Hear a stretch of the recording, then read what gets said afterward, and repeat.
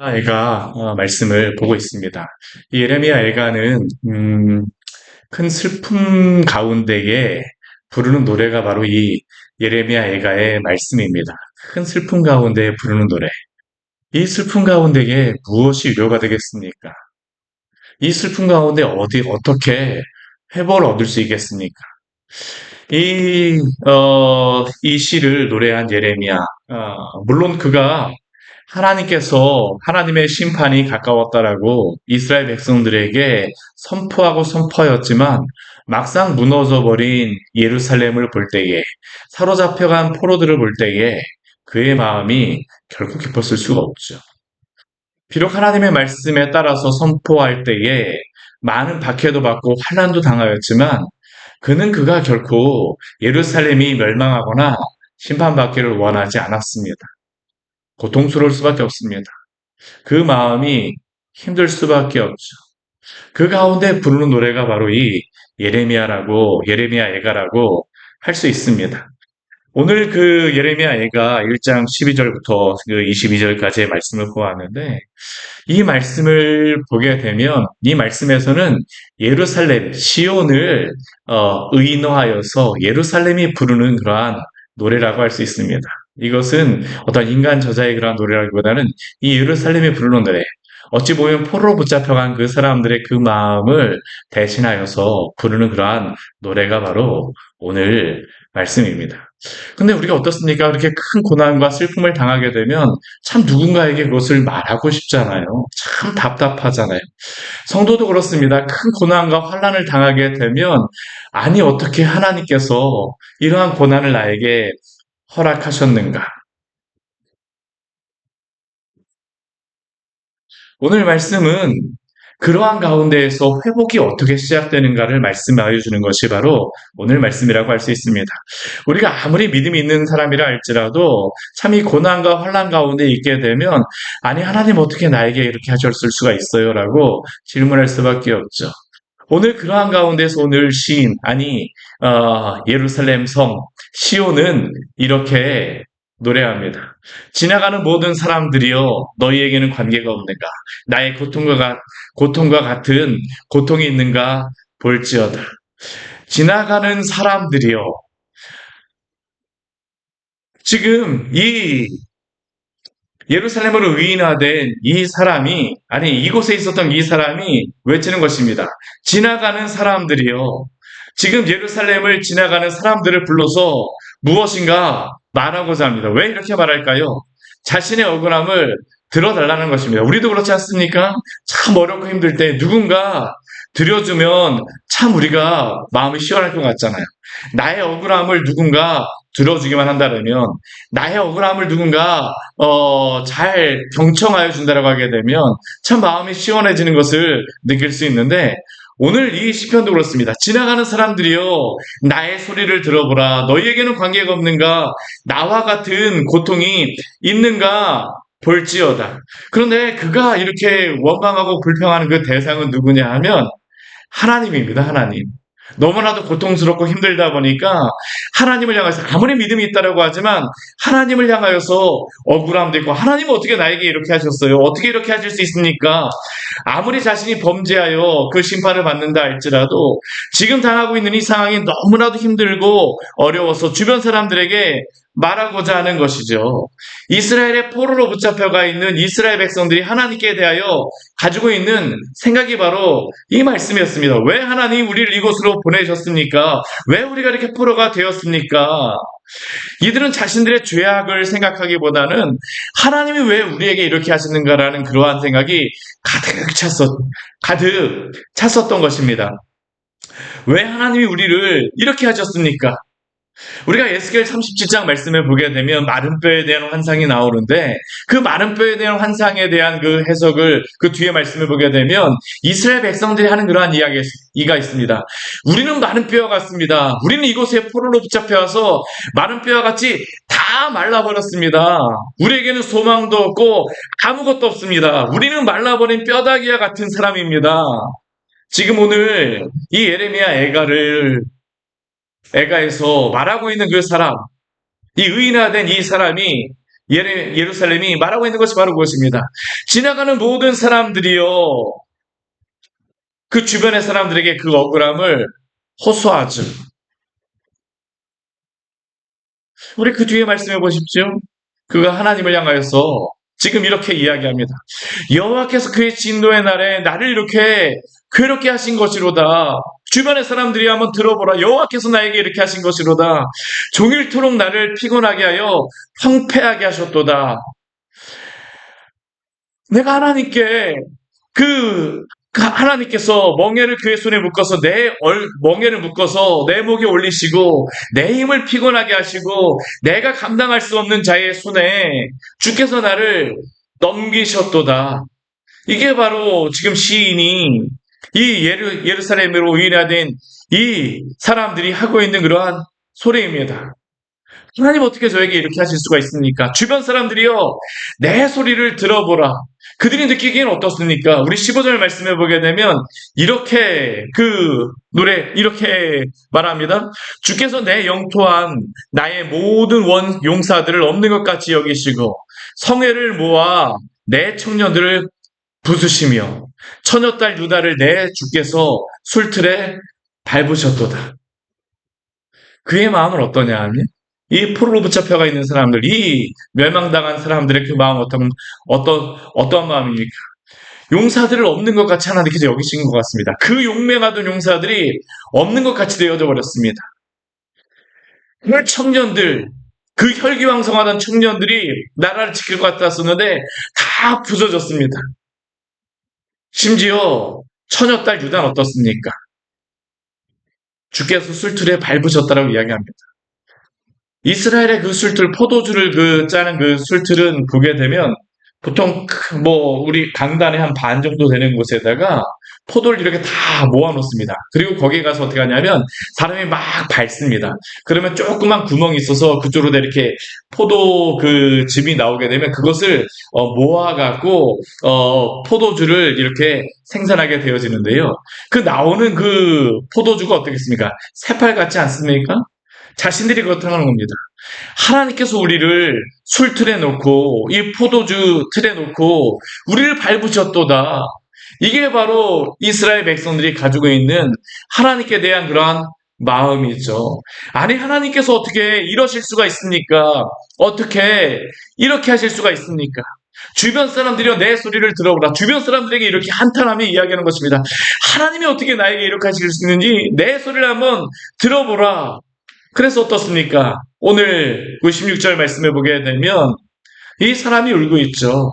이로 말미암아 내가 우니 내 눈에 눈물이 물같이 흘러내리며 그 눈물이 물같이 흘러내립니다. 끊임이 없습니다. 그 슬픔이 도저히 멈출 수가 없죠. 나를 위로하여 줄 그 생명을 회복시켜 줄 자가 자신으로부터 멀리 떠났다라고 이야기합니다. 자신의 가족들, 자녀들, 부모, 나를 위로해 줄 사람이 없습니다. 이웃도 다 사라졌습니다.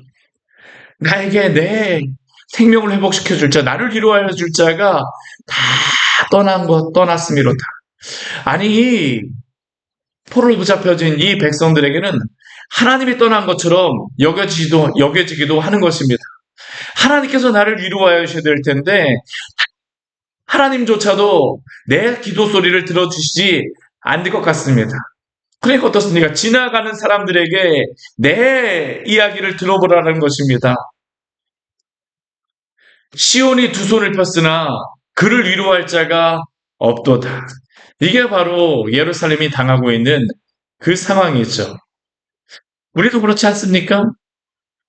우리도 여러 가지 고난과 환난을 당할 때에 참 이게 안타까운 것이 무엇이냐면 고난과 환난을 당하게 되면 우리를 위로해 줄 것이다라고 생각했던 그 사람들이 세상의 많은 친구들이 오히려 떠나가는 것을 보게 되곤 합니다. 우리가 잘 될 때에는 많은 친구들이 있는 것 같았으나 우리가 어려워지게 되면 더 떠나가는 그러한 경험들을 하지 않습니까? 오늘 이 노래를 부르고 있는 이 예루살렘이 아니 이 고난을 당하고 있는 이 사람들이 겪고 있는 것이 바로 그것입니다. 그를 위로할 자가 없도다. 시온이 두 손을 폈으나 그를 위로할 자가 없도다. 누구도 도울 수 없다라는 것이죠. 사실 이것은 누구도 도울 수 없다라는 것을 발견하는 것입니다. 근데 이것조차도 우리가 인정해야 되는 것은 무엇이냐면 이것조차도 하나님이 베풀어 주신 그러한 은혜임을 우리는 기억해야 됩니다. 왜 그럴까요? 우리가 누군가를 도울 자를 찾으나 찾을 수 없다라는 것을 발견하였을 때, 그때 우리에게 발생하는 것이 무엇입니까? 그때야 비로소 교만한 우리가 하나님께 참으로 우리의 눈을 돌리게 되어지는 것이죠. 오늘 그 뒤에 말씀을 보십시오. 오늘 그러한 가운데에 오늘 18절 말씀 가운데에 이 예루살렘, 이 이스라엘 백성이 이렇게 고백합니다. 여호와는 의로우시도다. 여호와는 의로우시도다. 이것은 어떤 의미겠습니까? 예루살렘 백성들은 분명히 자신들이 하나님 앞에 범죄한 것을 압니다. 그러나 문제는 그것을 인정하기보다는 오히려 하나님께서 나를 그렇게 하셨다라고 하면서 원망하는 마음이 더 컸던 것이 바로 그 앞에 가졌던 그들의 마음입니다. 사람들아 내 소리를 들어보라. 그래서 세상 가운데에서 자신을 위로할 자를 찾았던 것이죠.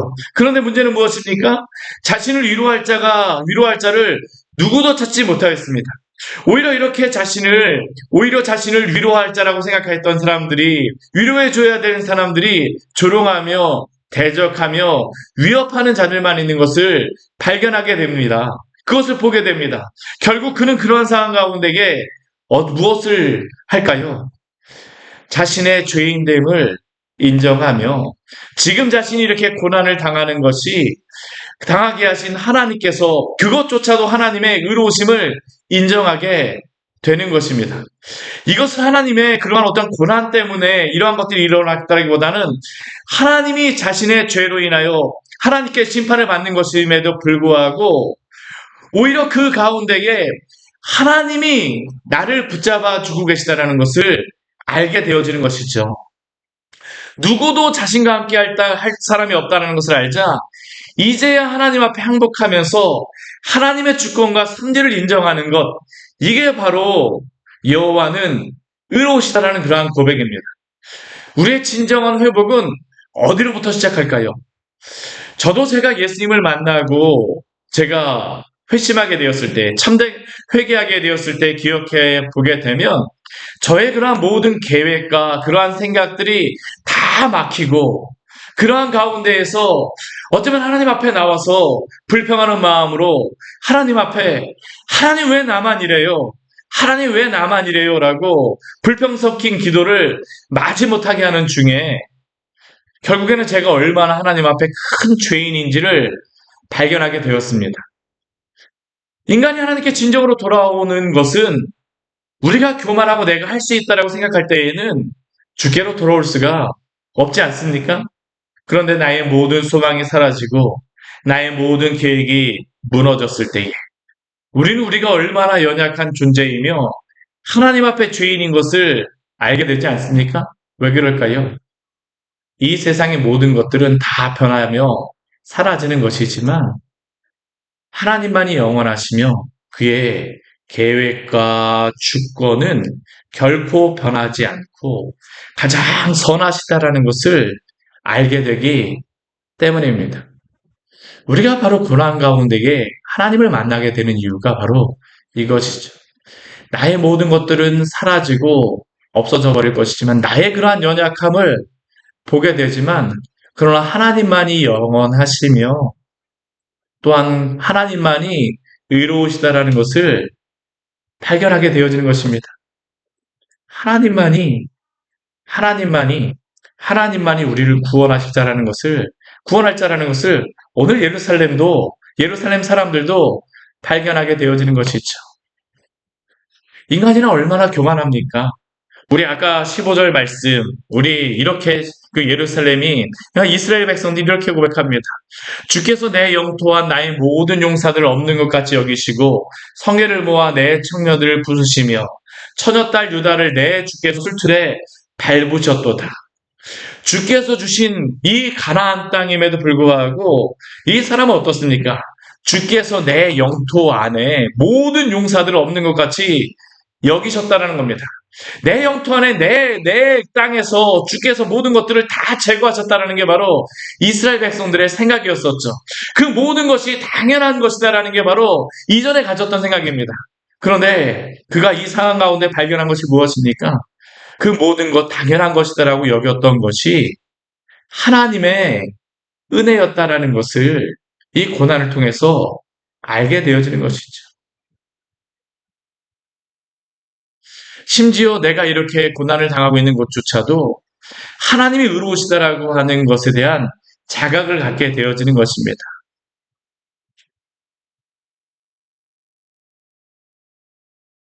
그가 지금 19절 말씀 보십시오. 이러한 가운데에 그가 무엇이라고 외칩니까? 이전에는 사람들아 들어보라라고 하였었는데 지금 19절 말씀에서는 무엇이라고 그가 고백합니까? 내가 내 사랑하는 자들을 불렀으나 그들은 나를 속였으며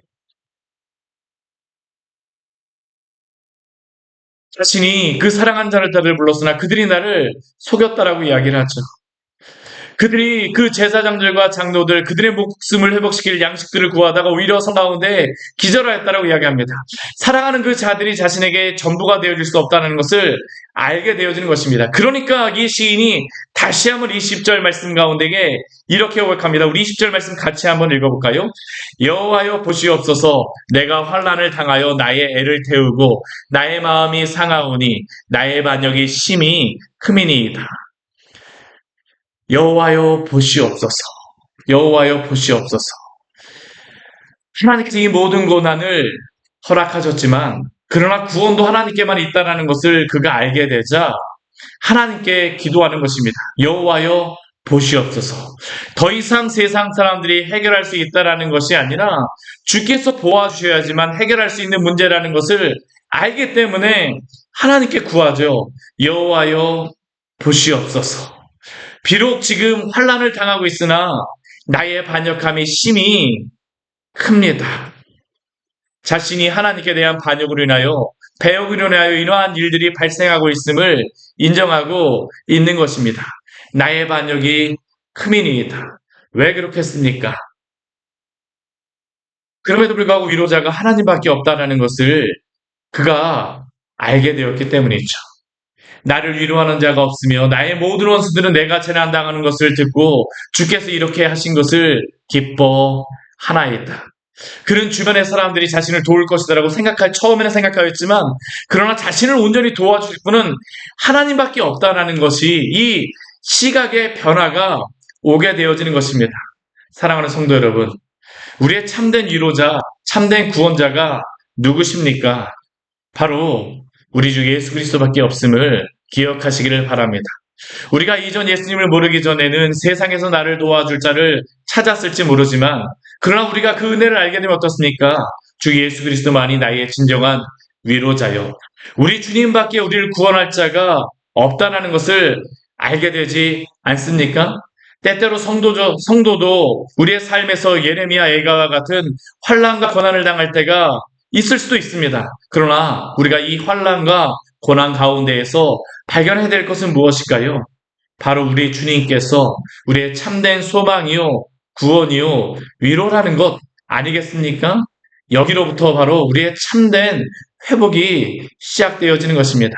오늘 예레미야 애가는 그래서 우리에게 참으로 중요한 것을 우리에게 말하고 있죠. 우리의 고난과 환난 가운데에서도 주님이 선하시며 의로우셔서 이 모든 것 가운데서 붙들어줄 분이 바로 하나님밖에 없다는 것을 우리에게 약속하고 말씀하고 있는 것입니다.